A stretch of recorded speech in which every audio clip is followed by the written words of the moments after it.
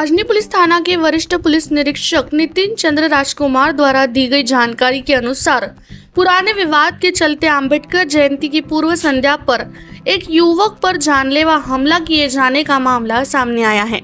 इस घटना के संबंध में आरोपी के खिलाफ मामला दर्ज कर उसे गिरफ्तार कर लिया गया है और आगे की जांच पुलिस द्वारा की जा रही है। इस मामले को लेकर अधिक जानकारी वरिष्ठ पुलिस निरीक्षक नितिन चंद्र राजकुमार ने दी है। सदरची घटना ही 14 एप्रिल रॅली संबंधित नव्हती।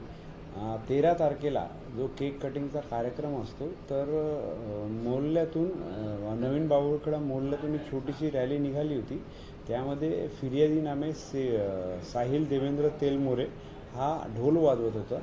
तर ढोल वाजवत असताना तो पाणी पिण्यासाठी त्याचा एक मित्र आहे मोहल्ल्यातलाच बंटी याच्या घरासमोर थांबला व बंटीला पाणी आणायला सांगितले। परंतु यांचा व आरोपींचा एक जुना वाद झालेला होता। 3 ते 4 महिन्यापूर्वी फिर्यादीचा भाचा हा घरासमोर 2 वर्षाचा लहान भाचा घरासमोर खेळत असताना यातील एक अल्पवयीन आरोपीने ट्रिपल सीट मोटरसायकल जोराने नेल्याने याने त्याला टोकले होते आणि या दोघात बाचाबाची झालेली होती।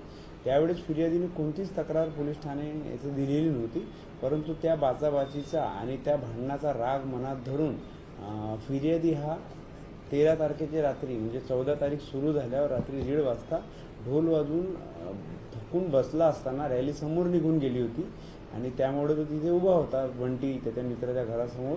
तर यातील आरोपी क्रमांक 1 आंबा उर्फ वैभव शिंदे, आरोपी क्रमांक 2 प्रिन्स जांभूळकर व इतर 3 अल्पवयीन आरोपींनी त्याला एकटा उभा बघून जुन्या वादाच्या कारणावरून तिथे येऊन त्याला हातबुक्कीने मारहाण सुरू केली व त्यातील एका अल्पवयीन आरोपीने त्याच्या पाठीत सुरा खुपसला।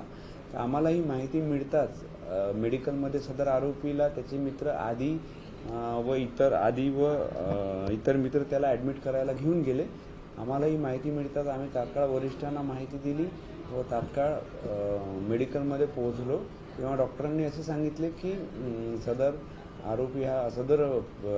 पीडित हा बोलण्याच्या स्थितीत नाही आहे, तरीसुद्धा आम्ही त्याच्याकडून आरोपींची नावं माहीत करून घेतली व इतर आरोपी यांना डिटेन करण्यात आले व त्यामध्ये अपक्रमांक 163/163/26 कलम 189 2 189 4 190 118(2) व 3(5) व महाराष्ट्र पोलीस कायदा 135 अन्वये गुन्हा नोंद करण्यात आलेला आहे। सर्व आरोपितांना पकडण्यात आलेले आहे। तसेच अल्पवयीन आरोपी यांना बाल सुधारगृहात पाठवण्यात आलेले आहे आणि इतर कारवाई फॉरेन्सिक व्हॅन बोलवून तिथून पुरावे हस्तगत करण्याचा सुद्धा आम्ही केलेले आहेत आणि इतर तपास आता आम्ही करत आहोत। इतर 2 आरोपींचा आज आम्ही PCR घेणार आहोत।